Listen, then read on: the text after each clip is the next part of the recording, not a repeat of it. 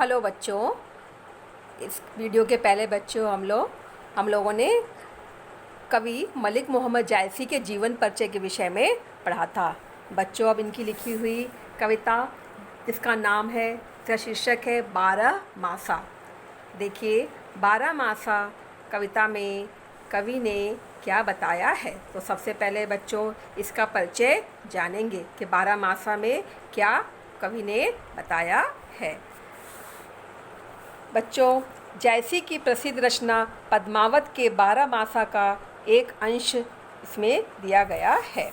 प्रस्तुत पाठ में कवि ने नायिका कौन है? नागमती के विरह का वर्णन किया है।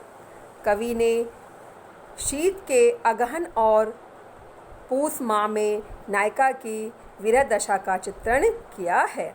बच्चों, जिस तरह से आप लोग इंग्लिश में जनवरी, फरवरी, मार्च, अप्रैल के मंथ को जानते हो, ठीक उसी प्रकार से हिंदी में अगहन मास और पूस माह में नायिका की विरह दशा का कवि ने चित्रण किस प्रकार किया है, इसके विषय में हम जानेंगे। प्रथम पद में प्रेमी के वियोग में नायिका विरह की अग्नि में जल रही है।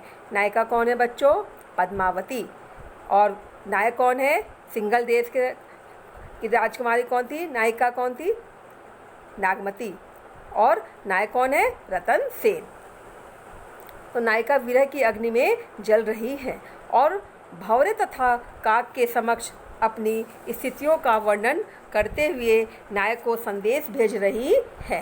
पहले पद में वो विरह की अग्नि में जल रही हैं और भंवरे और काक के माध्यम से अपनी स्थिति का वर्णन करते हुए उन्हें संदेश सुना रही है और कह रही कि ये संदेश वहाँ दे आओ।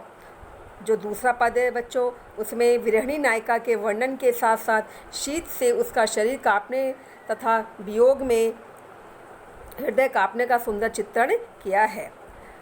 चकई और कोकिला से नायिका के विरह की तुलना की गई है। चकई भी पक्षी है और कोकिला भी पक्षी है, तो उसके साथ उसकी तुलना की है। नायिका विरह में संघ के समान भी हो गई है। किसके समान हो गई है? संघ के समान। तीसरे अंश में माघ महीने में जाड़े से कांपती हुई नागमती की विरह दशा का वर्णन हमें देखने को मिलता है। तीसरा महीने में क्या बताया उन्होंने? नागमती की विरह दशा का वर्णन किया है। वर्षा का होना तथा पवन का बहना भी विरह ताप को बढ़ा रहा है। एक तो वैसे इनकी विरह दशा बढ़ी हुई है और दूसरा जब वर्षा हो रही है और हवा तेज चल रही है, वह इनके विरह के ताप को और अधिक बढ़ा रही है। और अंतिम अंश में फागुन मास में चलने वाले पवन झकोरे शीत को चौगुना बढ़ा रहे हैं, उसके बारे में कवि ने बताया है। फाग के महीने में क्या होता है? फाग के महीने में सब लोग होली खेलते हैं और इस प्रकार नायिका विरह ताप में अधिक संतृप्त होती चली जा रही है। तो बच्चों, ये क्या था? 12 मासा कविता का छोटा सा परिचय था। चलिए बच्चों, अब काव्यांश के बारे में पढ़ेंगे। काव्यांश इस प्रकार है। अगहन देवस घटा निसी बाढ़ी, दूभर दुख सो जाई किमी काढ़ी। अब धनी देवस बिरह भाराती, जरे बिरह जो दीपक बाती। कांपा हिया जनावा सीयूं, तो पै जाई होई संग पीयूं। घर घर चीर रचा सब काऊं, मोर रूप रंग ले गा नाऊं। पलटी न बहुरा का जो बिछोई, अबहूँ फिरे फिरे रंग सोई। सियरी अगनी विरहनी ही जारा, सुलग सुलग बगदे भय छारा। यह दुख दगद न जाने कंतु, जो बन जरम करे भस्मंतु। पीसो कहेउ संदेशरा, ए भौरा ए काग। सो धनी विरह जरी गई, तेहिग धुआं हम लाग। ये बच्चों क्या था? काव्यांश। सबसे पहले बच्चों हम संदर्भ के विषय में जानेंगे। संदर्भ इस प्रकार है। प्रस्तुत पंक्तियाँ मलिक मोहम्मद जायसी द्वारा रचित महाकाव्य पद्मावत के नागमती खंड से अवतरित हैं। ये क्या था बच्चों? संदर्भ। प्रसंग के विषय में जानेंगे। प्रसंग में कवि ने क्या बताया है। इसमें कवि ने विरह अग्नि में जलती हुई नायिका की मनोदशा का वर्णन किया है। नायिका कौन है? नागमती है। उनकी विरह का वर्णन, उनकी विरह दशा का, मनोदशा का वर्णन किया है। व्याख्या इस प्रकार है बच्चों। कवि कहता है, विरहिणी नायिका ठंड के मौसम में वियोग कातुर होकर कह रही हो, वियोग से व्याकुल होकर के कह रही है। अगहन के महीने में निशा का अर्थ क्या होता है? रात में काली काली घटाएं बढ़ी चली आ रही हैं। इसमें सबसे पहले कौन से महीने की बात कही है कवि ने? अगहन मास के बारे में। तो इसमें क्या होता है बच्चों? रात क्या होती है? बड़ी होती है, दिन क्या होता है? छोटा होता है। तो उसके बारे में क्या कह रही है? दुख से व्याकुल होकर के कह रही है कि अगहन मास में जो रात है वह काली काली घटाएं पास में बढ़ती हुई चली आ रही हैं, जिसके कारण मेरा विरह रूपी दुख बढ़ रहा है। इस वियोग रूपी दुख को मैं किस प्रकार दूर करूं? जो मेरे दुख है उसको मैं कैसे दूर करूं? पिया बिना मेरी रातें नहीं कटती है। मेरा पिया कहीं दूर चला गया है, मुझे कोई रास्ता नहीं सूझ रहा है। मैं कहाँ जाऊँ, क्या करूँ, मेरे समझ में नहीं आ रहा है, न मुझे कुछ दिखाई पड़ रहा है। हे प्रीतम, तुम्हारी पत्नी अगहन के इन ठंडे दिनों में तुम्हारे वियोग से ऐसे जल रही है जैसे दीपक दिए की पत्ती जलती है। ये विरह के दिन काटे नहीं कटते, मेरा कलेजा कांपता है। ऐसा मालूम होता है कि ठंड लग रही है।